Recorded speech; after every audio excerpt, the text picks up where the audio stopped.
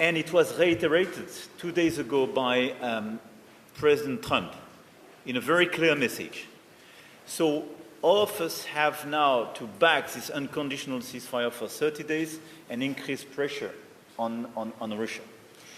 And it means unconditional ceasefire in sky, on land, at sea, that should be long enough and that could be renewable. It should be completed with appropriate provisions for monitoring and with arrangements for the distancing of forces along the line of control.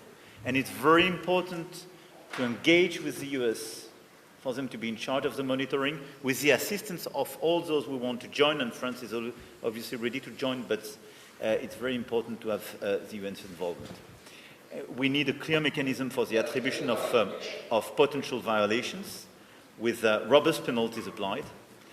And as both of you mentioned, we firmly reject the possibility of making any concessions of prejudging the outcome, and there is no precondition, neither stopping delivery of arms to protect and resist for you, or any, no prejudging any type of negotiation. And we have to be clear that if Russia does not comply, it must face consequences with additional sanctions and further support to Ukraine. And we have to prepare a new package of sanctions which should not be business as usual, and probably we should reconsider in the days to come. And we have to increase the coordination with the US, taking as a basis what Lindsey Graham put on the table, but a strong coordination, and I want to salute our Nordic friends because they made a great job during the past few days to allow us to be closely coordinate. But we have to strengthen the package to be sure that we have clear retaliation package and we deter Russia from violating this ceasefire. Second remark, at the same time, we must continue our support to the Ukrainian armed forces, which have been resisting heroically and which will remain, in the long term, the best security guarantee for Ukraine. And a strong, well-equipped national army remains Ukraine's first and most important security guarantee, and this is something we have to secure here. We need a discussion today, but we will have to secure a proper financing in our package, and it will be an important discussion as well as a G7. And third, a durable peace requires as well solid and robust international security guarantees for Ukraine. Therefore, we must continue strengthening our coalition and continue to make progress on a possible Russian force.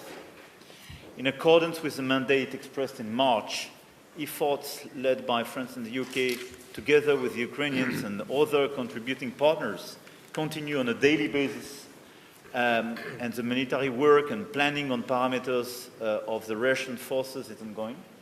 And I want to thank our military teams and this day-to-day planning, and I want to thank as well the help of NATO and all the able and willing countries in order to prepare the Russian force, which will be as well a clear support and complement to the Ukrainian army in order to build this robust peace. And this is where we should use the 30 days of ceasefire to negotiate all the parameters for this robust peace. And obviously we are completely engaged and committed. Volodymyr, thank you very much, and I think all of us want here to reiterate the clear message that we are very lucid.